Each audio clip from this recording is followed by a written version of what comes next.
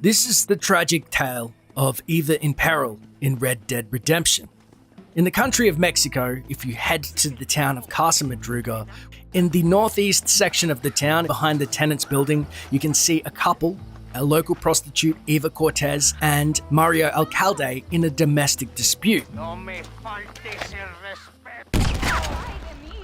Unlike other Radiant quests where breaking up a domestic dispute would reward you instantly in Red Dead Redemption, if you try firing upon Alcalde or Eva to break it up, a message on screen appears and says since you attacked Mario and Eva, they want nothing to do with you right now, which is strange as you think that you're doing an altruistic act. No me faltes el respeto. So, we have no choice but to interact with the couple. Sí, tú eres puta. Hey, amigo, give it a rest. Enough. Mi gringo. Stop hitting the girl. There, you happy now? You're low, brother. Huh? You like her? You can have her. Yeah, she's pretty clean and pretty dirty also, huh? She's yours for 200 American dollars. Mario, you are evil. No, Eva, I'm just a cowherd who can no longer afford the cattle. Pinche. You want a cow? Cowboy? Huh? Holy Mother, save me from this man. Come on. $200, man. Now, if you're unsatisfied with the sadistic Mario's proposition, you do have a choice to shoot him at this point, but it will fail the quest. So you have no choice if you want to continue with the quest, but to fork up $200 for Eva's freedom. She's all yours, okay? Enjoy her. Gracias, señor. Thank you. Will you miss me, mi amor? What are you going to do now? I will go to Las Hermanas. The sisters there will help me. Mario seems happy with this outcome. He's got paid and he asks Eva casually, "Where are you going to head?" And to which she replied, "Looking for a better life, it seems, with the nuns." You then have to wait a few days before you can check up on Eva and make sure that she's on her way. Hopefully, somebody who'd suffered that much abuse, she can find a better life for herself. So we sleep at Las Hermanas in the safe house. Jump on our horse from the second story, which, if you haven't done that in Red Dead Redemption, I highly suggest it. It's very satisfying to do. And we head due west over to Las Hermanas to check up on Eva, but we find instead none in the chapel praying. Excuse me, sister. Yes, sir. Can I help you? I was looking for a girl by the name of Eva, I think. Wanted to see if she was doing okay. Are you one of her special friends? No, I just helped her. Oh. She said she was coming in here. Oh, she came and she went. A man came for her. Turned out maybe he was her calling after all? Okay. Thank you, sister. Oh, I think they said they were going to El Sepulcro. But who knows?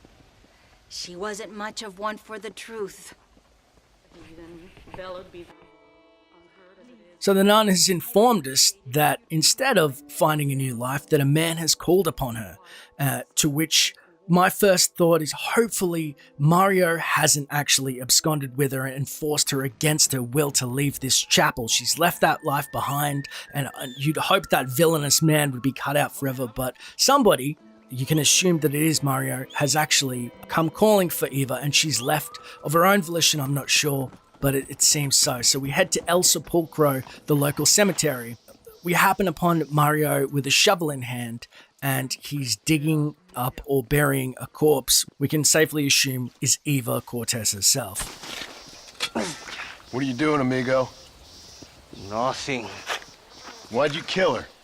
I didn't kill her. I wouldn't do a thing like that. Sure, I'd hit her, but Why'd you kill her? And why are you digging her up? What business is it of yours, huh? Oh. You still want to lay with her? Huh? You sold her. You let her go. No. A good whore never leaves, man. Do I get my money back now or after I've killed you?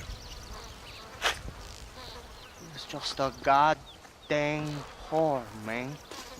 A goddamn filthy whore. As you say, she was just a whore. Pinche. Now come on. Mario, in all his cruelty, seems genuinely perplexed why we would care about, as he said, a filthy whore. A duel then proceeds which you cannot disarm Mario, and it's also a hard duel to win. So I know the rules state that we can't disarm Mario in the normal sense, but I thought that I would still attempt to disarm him anyway.